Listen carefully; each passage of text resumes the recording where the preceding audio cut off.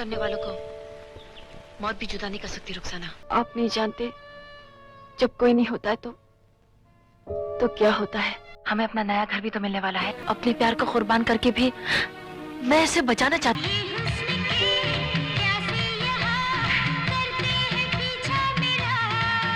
नाम है इनका सोनम खान और एक जमाने में ये ओए ओए गर्ल के नाम से बॉलीवुड में मशहूर थी।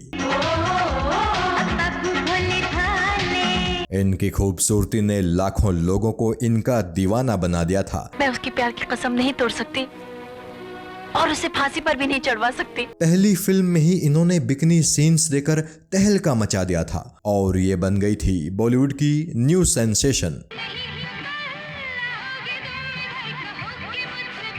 किस्सा टीवी आज अपने दर्शकों को 90s की most beautiful actress Sonam Khan की कहानी बताएगा। सोनम खान फिल्मों में कैसे आई और फिर इतनी जल्दी सोनम खान ने फिल्म इंडस्ट्री ही नहीं देश भी क्यों छोड़ दिया, ये सारी कहानी आज हम और आप जानेंगे। हम सीधे साधे लोग हैं, ऐसे लफंगों से उलझना हमारा काम नहीं है। सोनम का जन्म 2 सितंबर 1972 को मुंबई में हुआ था। इनके पिता मुनीर खान और मां तलत खान ने इन्हें बख्तावर खान नाम दिया था। चूंकि इनके पिता फिल्म इंडस्ट्री से जुड़े थे तो छोटी उम्र से ही बख्तावर को फिल्मी दुनिया को करीब से देखने समझने का मौका मिल गया था और देखते ही देखते इनके दिल में भी फिल्म एक्ट्रेस बनने की ख्वाहिश पैदा हो गई। यहाँ आपको ये बताना भी जरूरी है कि नामी एक्टर रजा मुराद और एक्ट्रेस जीनत अमान बख्तावर के रिश्तेदार हैं। बख्तावर रिश्ते में इन दोनों की नीस लगती हैं। बख्तावर तब 12 या 13 साल की ही थी जब इनके पिता आर्थिक मोर्चे पर अचानक ढेरों चुनौतियों में फंस गए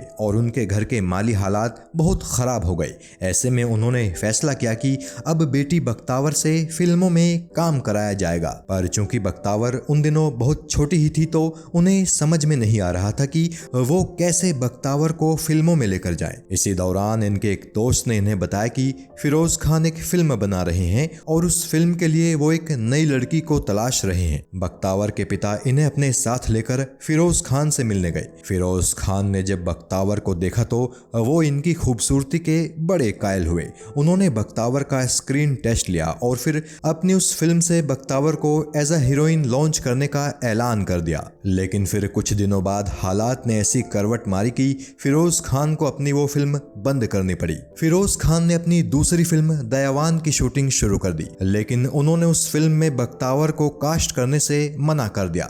फिरोज खान की ना सुनकर बख्तावर को बहुत बुरा लगा, मगर फिरोज खान ने उन्हें समझाया कि इस फिल्म में लीड हीरो उम्र में काफी बड़ा है, तुम उसकी हीरोइन के रोल में फिट नहीं लगोगी और अगर मैं तुम्हें हीरो की बहन का रोल दूं तो फिर तुम्हें कोई और हीरोइन का रोल नहीं देगा और तुम बस बहनों के किरदार निभाती रह जाओगी। फिरोज खान की तरफ से निराश होने के बाद बख्तावर एक दूसरे प्रोड्यूसर से मिलने उसके ऑफिस गई। इत्तेफाक से वहां इनकी मुलाकात उस जमाने के सुपरस्टार ऋषि कपूर से हुई।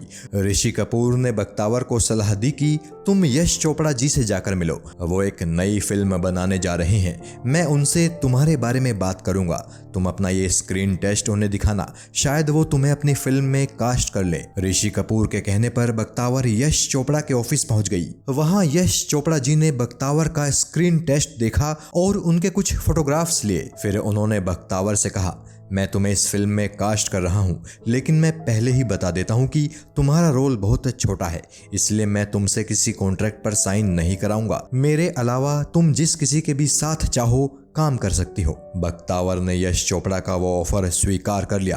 वो फिल्म थी साल 1988 में आई विजय। इस फिल्म में बख्तावर ऋषि कपूर के अपोजिट एक छोटी सी भूमिका में नजर आई थी और इसी फिल्म से ही यश चोपड़ा ने बख्तावर का नाम बदलकर इन्हें नया नाम सोनम दे दिया। विजय फिल्म बॉक्स ऑफिस पर सफल रही और देखते ही देखते बख्तावर उर्फ सोनम को भी फिल्म इंडस्ट्री में बढ़िया पहचान मिल गई। सोनम के पास फिल्मों के ऑफर्स के ढेर लग गए और 6 महीने के भीतर ही सोनम ने 30 फिल्में साइन भी कर ली। विजय में सोनम ने ऋषि कपूर के साथ एक बिकनी वाला सीन दिया था। उस जमाने में उस सीन के बहुत चर्चे हुए थे। एक इंटरव्यू में बात करते हुए सोनम ने बताया था कि वो सीन शूट करते हुए मैं काफी नर्वस हो रही थी, लेकिन ऋषि जी और यश चोपड़ा जी के सपोर्ट के चलते मैंने वो सीन आराम से कंप्लीट कर लिया।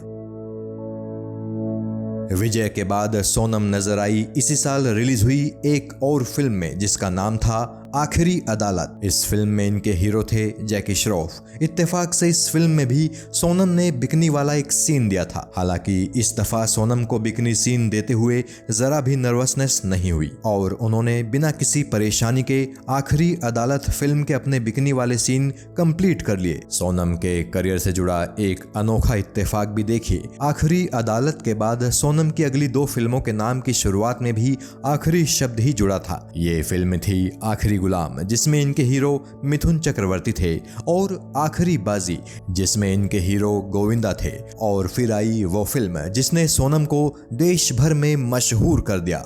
ये फिल्म थी त्रिदेव, जिसमें इनके कैरेक्टर का नाम था रेणुका। इस फिल्म में ही सोनम पर वो गीत फिल्माया गया था जिसने इन्हें फिल्म इंडस्ट्री के इतिहास में हमेशा के लिए अमर कर दिया। वो गीत था ओए ओए, जिसमें इनके साथ नसीरुद्दीन शाह नजर आए थे। कहा जाता है कि ये गीत इतना ज्यादा पॉपुलर हो गया था कि हर तरफ इसी गीत के चर्चे थे और हर तरफ यही गीत ही लोग बजाते दिखाई दे रहे थे। त्रिदेव के बाद तो सोनम रातों रात फिल्म इंडस्ट्री की टॉप एक्ट्रेसेस में शुमार हो गई। इनके पास एक से बढ़कर एक फिल्मों के ऑफर्स आने लगे। सोनम ने भी कुछ बढ़िया फिल्मों में काम किया, जैसे मिट्टी और सोना, आसमान से ऊंचा, गोला बारूद, क्रोध, चोर पे मोर, आज के शहंशाह, रईस जादा, स्वर्ग जैसा घर, अजूबा, 2 मतवाले, विश्वात्मा और बाज। सोनम की आखिरी फिल्म थी साल 1994 में आई इंसानियत, जबकि इस फिल्म के रिलीज होने से लगभग 3 साल पहले ही सोनम ने फिल्म इंडस्ट्री छोड़ दी थी, और वो इसलिए चूंकि सोनम की शादी हो गई थी। चलिए अब सोनम की शादी की कहानी भी आपको बताते हैं, जो अपने आप में थोड़ी अनोखी और थोड़ी दुख भरी है। सोनम अपने करियर की पीक पर थी जब इन्हें त्रिदेव फिल्म के अपने डायरेक्टर राजीव राय से इश्क हो गया था। यूं तो ज्यादातर लोगों को ये गलत फहमी है कि त्रिदेव फिल्म की शूटिंग के दौरान ही सोनम और राजीव राय का इश्क परवान चढ़ गया था, लेकिन ये सच नहीं है। एक इंटरव्यू में सोनम ने खुद ये बात बताई थी कि त्रिदेव फिल्म के दौरान तो वो एक दूसरे शख्स के साथ रिलेशन में थी। उस वक्त राजीव राय की भी एक गर्लफ्रेंड थी, लेकिन जब विश्वात्मा फिल्म की शूटिंग चल रही थी उस दौरान राजीव राय और सोनम के बीच नजदीकियां बढ़ी। दोनों एक दूजे से इश्क करने लगे और आखिरकार सन 1991 में सोनम ने राजीव राय से शादी भी कर ली। जहां सोनम राजीव राय संग शादी करके खुश थी, तो वहीं डायरेक्टर यश चोपड़ा को सोनम के शादी करने से थोड़ा दुख हुआ था, और वो इसलिए क्योंकि यश चोपड़ा सोनम को अपनी फिल्म आईना में कास्ट करना चाहते थे। वो सोनम को आईना फिल्म में अमृता सिंह वाले रोल के लिए लेना चाहते थे। यश चोपड़ा ने सोनम को समझाया भी था कि तुम्हारे पास बहुत वक्त है, तुम इतनी जल्दी शादी मत करना।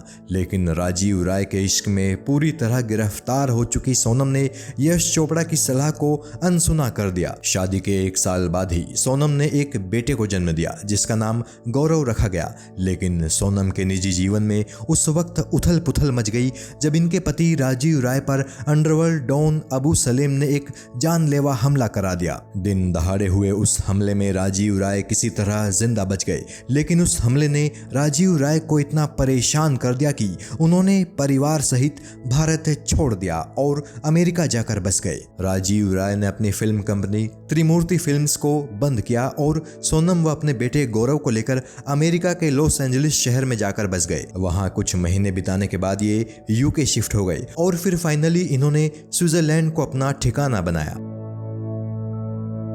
स्विट्जरलैंड जाने के बाद सोनम और राजीव राय के रिश्तों में खटास आनी शुरू हो गई और इसे लेकर इंटरनेट पर कई तरह की कहानियां कही जाती हैं। कुछ लोग कहते हैं कि अबू सलेम ने राजीव राय पर इसलिए जानलेवा हमला कराया था क्योंकि किसी जमाने में सोनम अबू सलेम के कांटेक्ट में थी। राजीव राय से शादी करने की वजह से अबू सलेम सोनम से बहुत नाराज था। हालांकि सोनम कहती हैं कि चूंकि वो शादी के बाद भी फिल्मों में काम करना चाहती थी और उनके पति राजीव राय नहीं चाहते थे कि वो वो अब फिल्मों में काम करे, इसलिए हम दोनों का रिश्ता खराब होने लगा। दोनों साथ होकर भी साथ नहीं थे। दोनों ने तय किया कि वो सिर्फ तब तक ही साथ रहेंगे जब तक कि उनका बेटा गौरव 18 साल का नहीं हो जाता। साल 2016 में बेटे गौरव की उम्र 18 साल होने के बाद सोनम और राजीव राय तलाक लेकर अलग हो गए। सोनम भारत वापस लौट आई और भारत लौटने के 1 साल बाद ही सोनम ने डॉक्टर मुरली पडुवल नाम के एक बिजनेसमैन से शादी कर ली। डॉक्टर मुरली से सोनम की मुलाकात पौंडीचेरी में हुई थी। डॉक्टर मुरली पौंडीचेरी के ही रहने वाले हैं। दूसरे पति संग सोनम खुशी खुशी अपना जीवन गुजार रही हैं और इन दिनों कोशिश कर रही हैं कि वो फिल्मों में वापस आ सकें। सोनम कहती हैं कि उन्हें माँ का रोल करने से भी कोई गुरेज नहीं है, बशर्ते रोल अच्छा होना चाहिए। नई पीढ़ी के डायरेक्टर्स में सोनम को अनुराग कश्यप, नीरज पांडे और विशाल भारद्वाज सबसे ज्यादा पसंद है और वो कहती हैं कि अगर इनमें से किसी के साथ भी उन्हें काम करने का मौका मिला तो वो उस मौके को कभी नहीं छोड़ेंगी। सोनम कहती हैं कि वो वेब सीरीज में काम करना चाहती हैं, बस उन्हें इंतजार है एक अच्छे ऑफर का। किस्सा टीवी ईश्वर से प्रार्थना करेगा कि सोनम को वो मौका जल्द मिले जो वो चाहती हैं, ताकि उनके चाहने वाले एक बार फिर से उन्हें एक्टिंग करते देख सकें। जय हिंद।